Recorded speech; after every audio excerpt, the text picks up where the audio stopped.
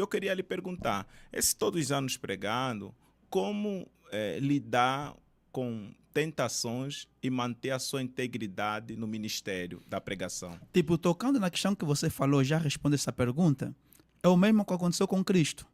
Jesus tinha toda a capacidade de ser o maior político de todos os tempos, tinha toda a capacidade de ser o maior presidente de todos os tempos, tinha toda a capacidade de ser o maior rei lá em Israel, político de todos os tempos. Sim. Jesus tinha a capacidade de ser o maior milionário de todos os tempos.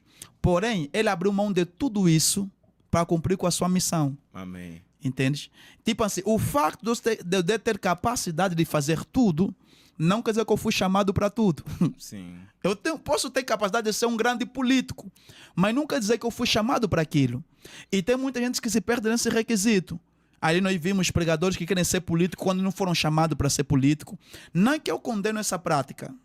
Porque se Deus quiser futuramente que eu seja político, eu vou ser um político. Mas fala mais sobre isso aqui. Se Deus quiser que eu seja tipo assim um deputado federal, eu vou ser um deputado federal. Se Deus quiser que eu seja, por exemplo, um presidente da república, eu vou ser um presidente da república. Por que eu falo isso, amigo? Porque uma coisa é o que Deus disse e outra coisa é o que Deus está a dizer. Você entendeu? Vou em fundo. A Bíblia diz que Deus olhou para Abraão e falou: Abraão, mata o teu único filho Isaac. É o que Deus disse. Quando Abraão subiu no monte para matar Isaac, Deus falou: não mata mais o teu filho Isaac. É o que Deus está a dizer. Então Abraão saiu de casa com aquilo que Deus disse e quando chegou no monte, ouviu aquilo que Deus estava a dizer. Então, quando você perde a sensibilidade de ouvir aquilo que Deus está dizendo e simplesmente se apegar naquilo que Deus já te disse, você pode sacrificar o teu Isaac que devia viver. Entendes? Porque quando Deus disse é para Abraão matar Isaac, certo? E quando Abraão queria matar Isaac, Deus já falou: não mata mais Isaac.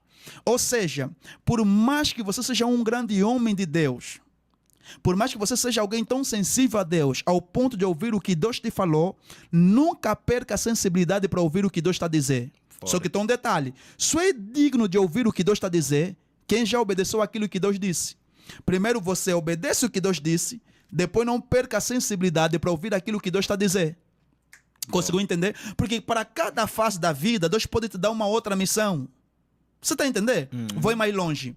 A Bíblia diz que Deus olhou para Jeremias e falou: Jeremias, desce na casa do oleiro e lá te farei ouvir as minhas palavras.